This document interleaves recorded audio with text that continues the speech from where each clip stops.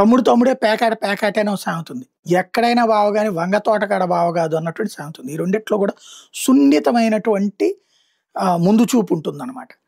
అలాగే ఓ నిజాయితీ ఒక సిస్టమ్ ఉంటుంది. ఇప్పుడు చైనా అమెరికాతో మొన్ననే ఒప్పందం కుదుర్చుకుంది.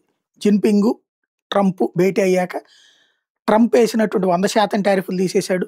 చైనా అమెరికా మీద వేసిన 24% టారిఫ్లు తీసేశారు. అయిపోయింది. ఇట్స్ క్లోజ్ అనుకుంటే ఎన్విడా ఏదైతే అమెరికాలో అతిపెద్దదైనటువంటి ఈ చిప్స్ సంస్థ, సెమీకండక్టర్ చిప్స్ సంస్థని చైనా నిషేధించింది.